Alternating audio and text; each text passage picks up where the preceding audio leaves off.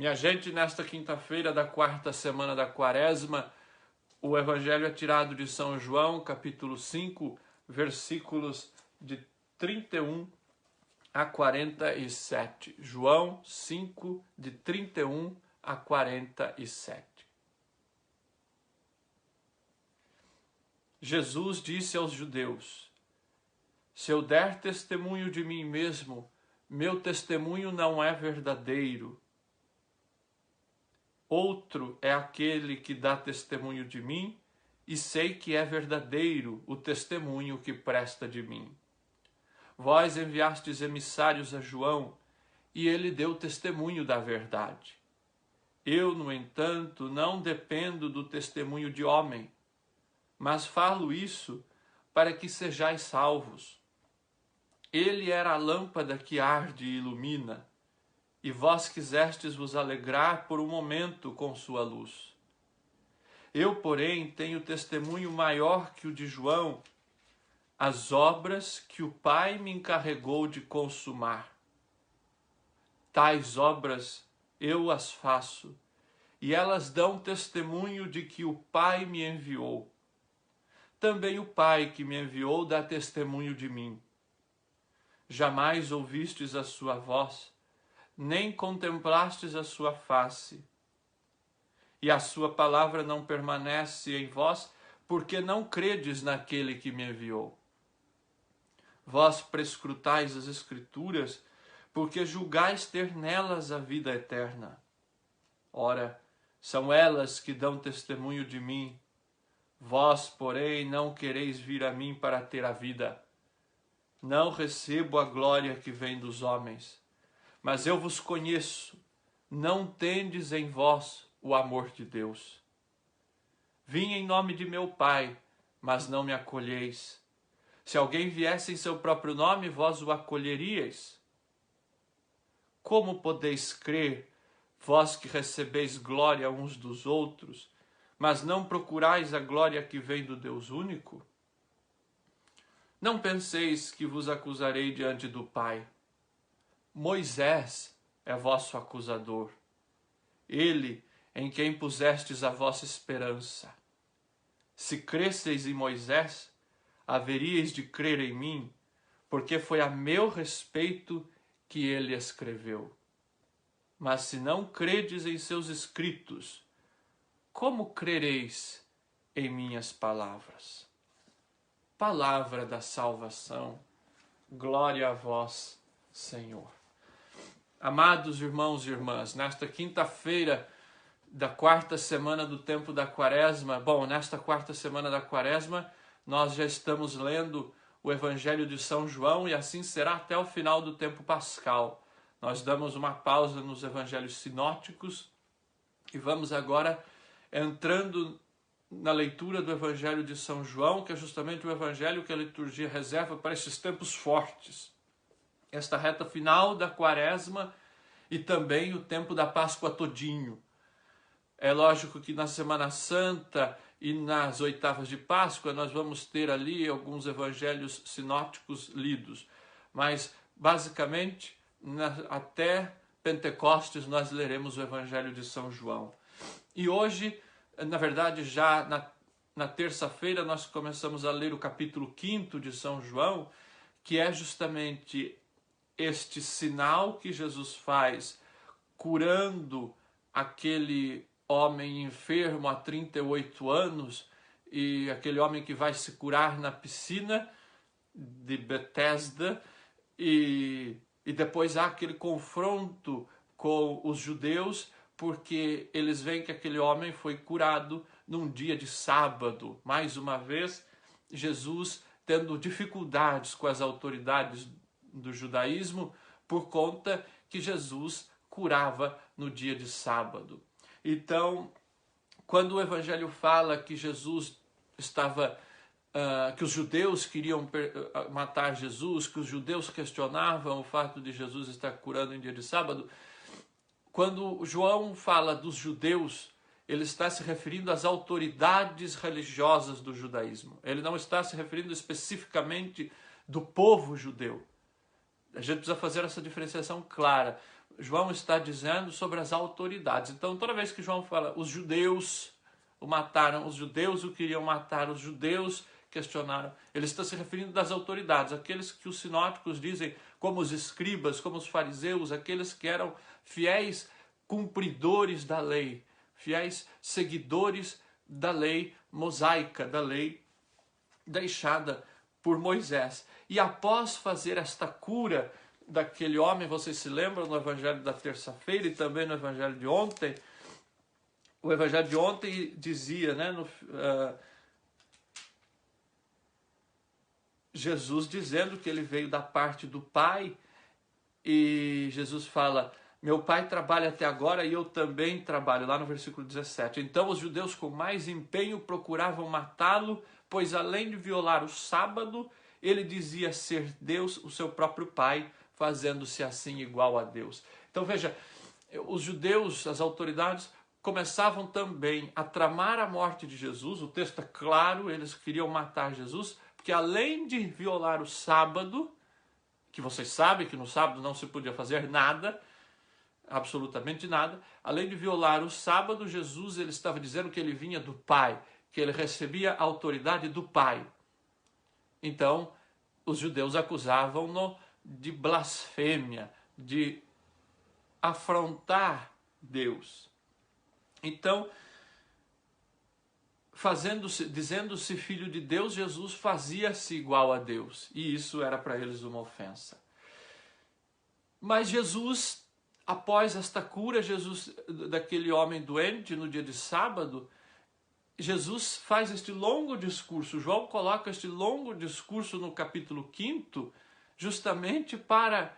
É uma catequese de Jesus ao seu próprio respeito, dizendo o porquê ele tinha autoridade de curar no dia de sábado.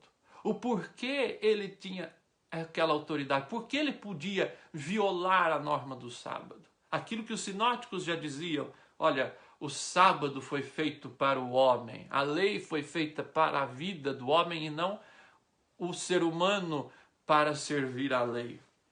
Então Jesus tenta, minha gente, tocar os corações para que aquele povo, e isso fica claro no evangelho de hoje, Jesus tenta tocar os corações dos judeus para que eles mudem de vida, para que eles deixem de viver aquela religiosidade da lei e passem a viver a religiosidade da vida, a religiosidade da palavra de Deus. Porque a verdade, meus irmãos, é que a base de toda religião é a palavra de Deus. Veja, nas nossas liturgias católicas nós temos dois grandes momentos, por exemplo, da missa, nós temos duas grandes mesas, a mesa da palavra e a mesa da Eucaristia.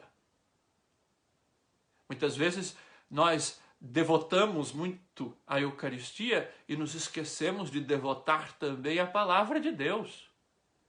Neste tempo em que nós não podemos acessar as igrejas, neste tempo em que não podemos fazer a comunhão eucarística, que comunhão nós podemos ter? A palavra. Por isso este programa surgiu, eu me lembro ano passado, quando o Frei Severino criou esse programa, Pão da Palavra, porque era justamente no ano passado quando a gente também estava impedido de frequentar as igrejas e de receber o pão eucarístico.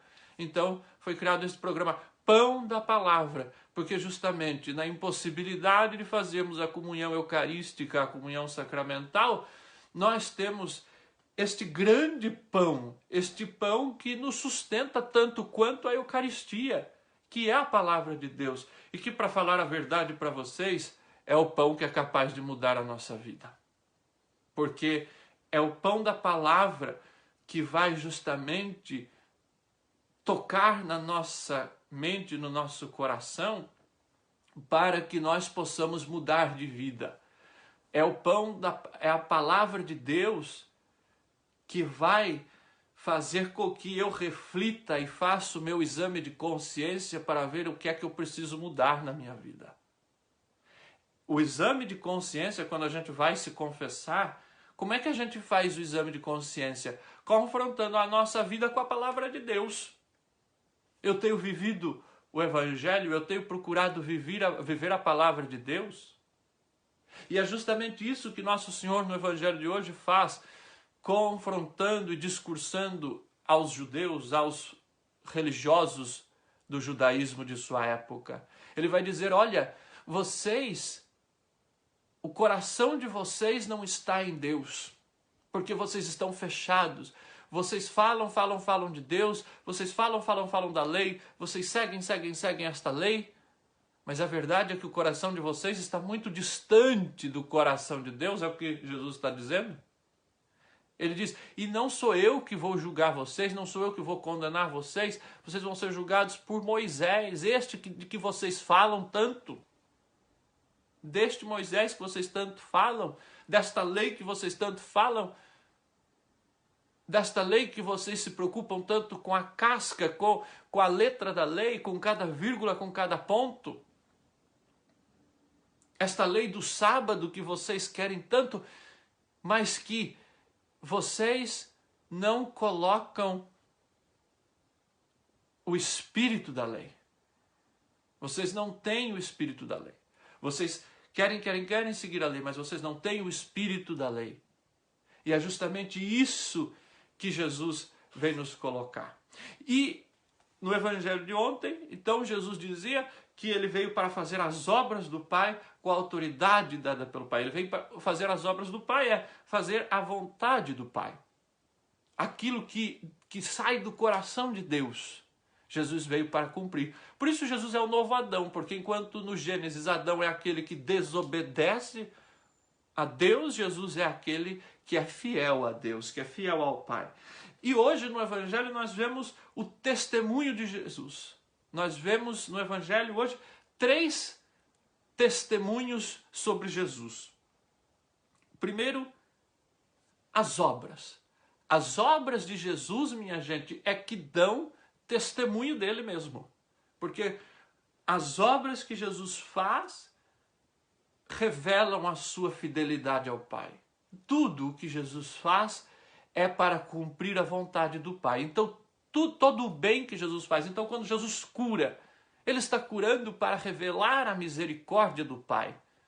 Quando Jesus prega, a sua pregação é uma pregação para revelar a vontade do Pai. Quando Jesus age com misericórdia, quando Jesus acolhe os pecadores, quando Jesus senta-se à mesa com as prostitutas, com os cobradores de impostos, quando Jesus deixa que a mulher pecadora toque os seus pés, o que ele está fazendo? Revelar a vontade do Pai. Quando Jesus toca o leproso, ele está revelando a vontade do Pai que quebra os preconceitos, que quebra as barreiras e que deixa que todos cheguem ao seu coração. Então, as obras de Jesus, o seu jeito de ser, dão testemunho sobre ele mesmo. Por isso que São Tiago fala na sua carta: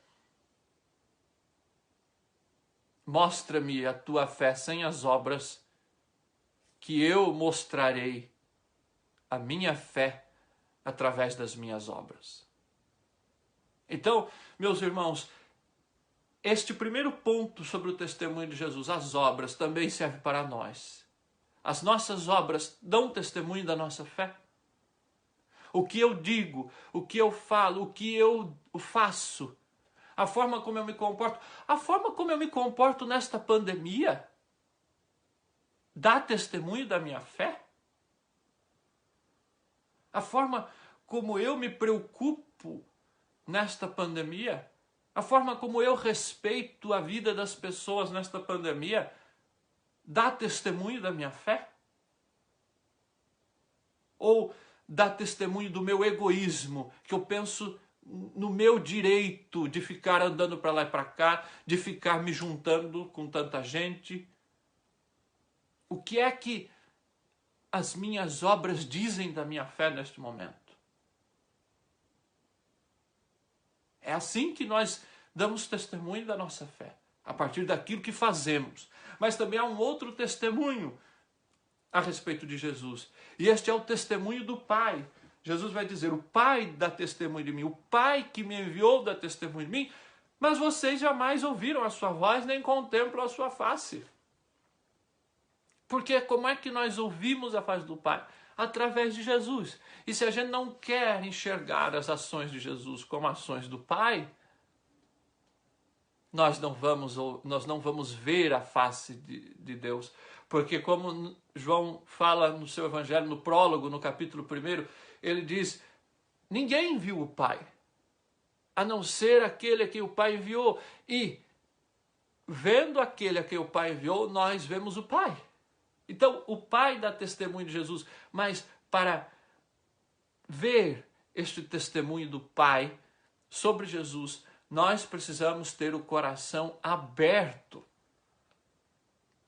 Se nós não queremos enxergar, nós não vamos enxergar. Já dizia o ditado, o pior cego é aquele que não quer enxergar. Então, para ver o testemunho do Pai sobre Jesus, nós precisamos estar atentos. E precisamos sair das nossas convicções. Porque se nós ficamos presos às nossas convicções, aquilo que a gente acha que é a verdade, aquilo, porque eu sempre fiz assim, porque o mundo sempre foi assim, porque a vida normal sempre foi assim. Mas o mundo não está passando por uma situação normal. Então eu preciso ver os sinais de Deus no mundo de hoje. O mundo não está vivendo de um jeito normal. Nós não estamos passando por um momento normal no mundo. Então não adianta nós queremos viver a fé de um jeito normal, porque não é possível. Não adianta nós queremos viver a nossa vida de um jeito normal, a nossa convivência com as pessoas de um jeito normal, porque o mundo não está passando por um momento normal. Então é preciso que nós tenhamos esta capacidade, e isso nós precisamos pedir a Deus o dom do Espírito, para que a gente possa ver os sinais que o Pai nos dá neste momento que estamos vivendo hoje, no ano de 2021. Senão nós não enxergaremos este testemunho que o Pai dá de Jesus. E um terceiro testemunho sobre Jesus, as Escrituras. As Escrituras que são fonte de vida eterna. O próprio Jesus diz, vós prescrutais as Escrituras porque julgais ter nelas a vida eterna.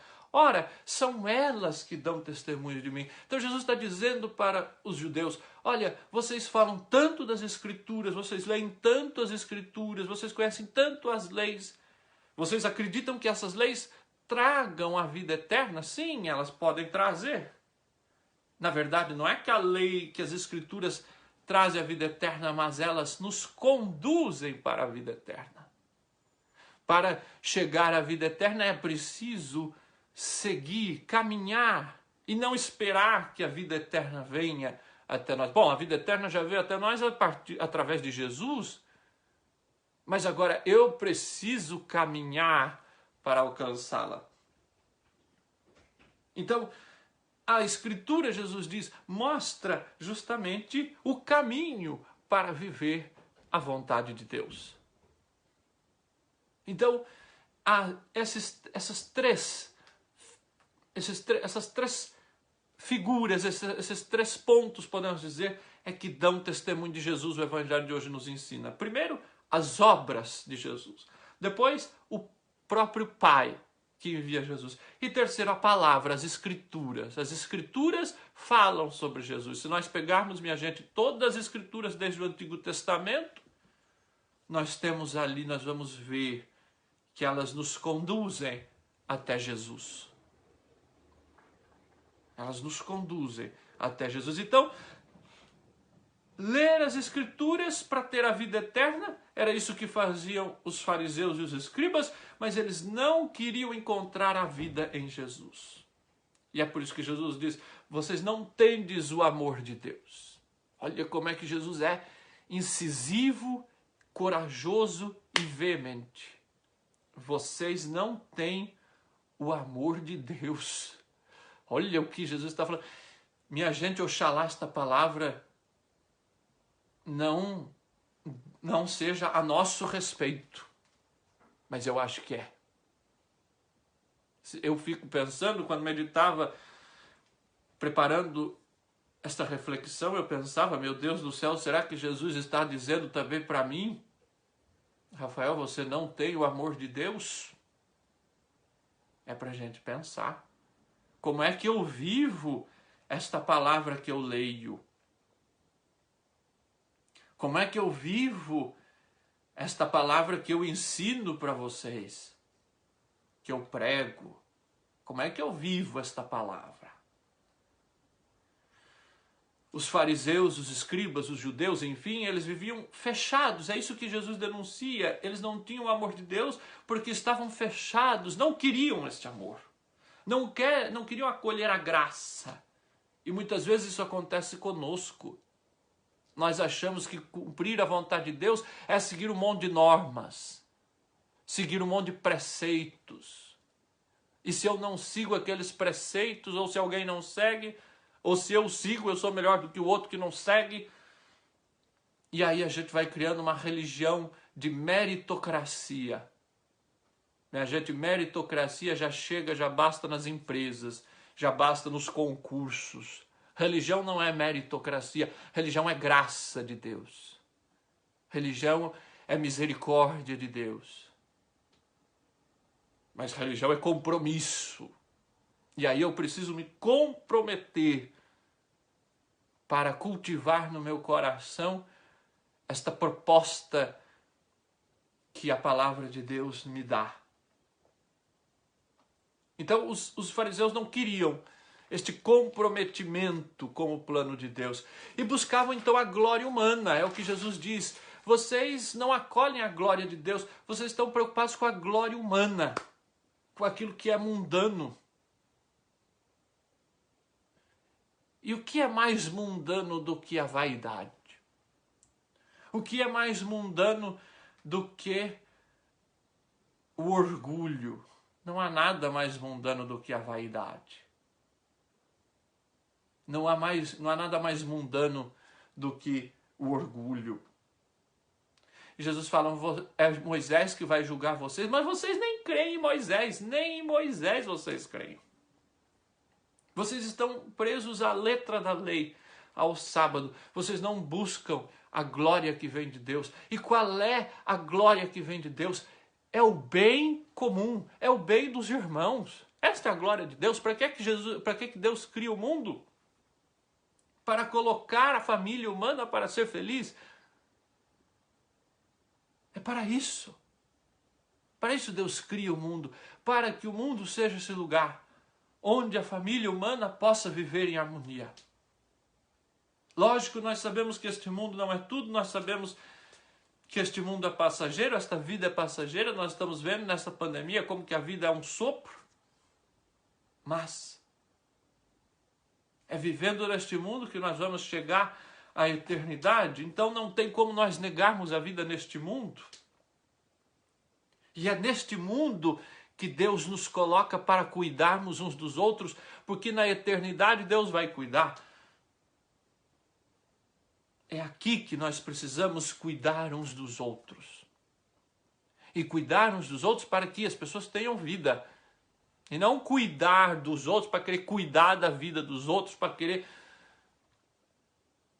dizer o que o outro tem que fazer, o que não tem. É cuidar porque somos irmãos. É cuidar para que as pessoas possam viver bem, com justiça, com igualdade, com misericórdia, com amor, com compaixão, com cuidado. Mais do que nunca nesses tempos nós estamos precisando disso. A primeira leitura, e aí eu vou concluindo, tirada do livro do Êxodo, do capítulo 32, Deus justamente vai recordar que aquele povo era um povo de memória curta. O povo de Israel era um povo de memória curta, porque aquele povo, e é isso que o começo da leitura vai dizer, né? Deus diz a Moisés, vai e desce, porque o teu povo que fizeste subir da terra do Egito perverteu-se. Se desviaram do caminho que eu lhe havia ordenado. Fizeram para si um bezerro de metal fundido.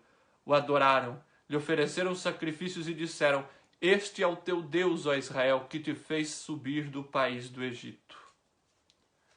Minha gente, o povo se esquece em pouco tempo da graça que Deus tinha dado. E o povo começa a atribuir ao bezerro, ao ídolo, aquilo que veio de Deus. E começou a chamar o bezerro como sendo o Deus de Israel que tinha tirado do Egito. É um povo de memória curta. Assim como Jesus está dizendo sobre as autoridades judaicas, olha, vocês falam aí de Moisés, vocês nem o que Moisés disse vocês seguem. Minha gente, que a idolatria, hoje nós não idolatramos mais bezerro de ouro, evidentemente, mas o que é que nós temos idolatrado neste tempo de pandemia? Tem gente que idolatra político, tem gente que idolatra a si mesmo, tem gente que idolatra a própria família, tem gente que idolatra as próprias convicções. São estes os bezerros de ouro do mundo moderno. Tem gente que não abre mão das próprias ideias, das próprias ideologias. Mesmo vendo que está errado, mesmo vendo que não dá certo, continua acreditando e apostando naquela ideologia.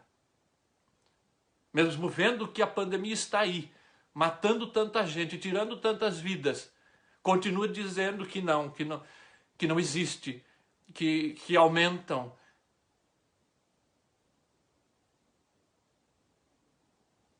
Então, que nós possamos derreter estes bezerros de ouro que nós temos no século XXI.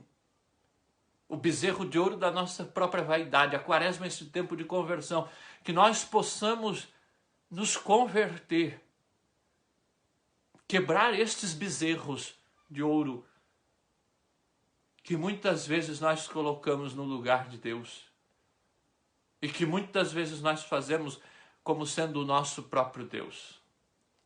Meus irmãos, caminhando, chegando já às proximidades da Semana Maior, que nós possamos nos desapegar desses nossos caprichos, das nossas próprias crendices e chegar ao Deus verdadeiro, que é aquele que dá testemunho de Jesus Cristo.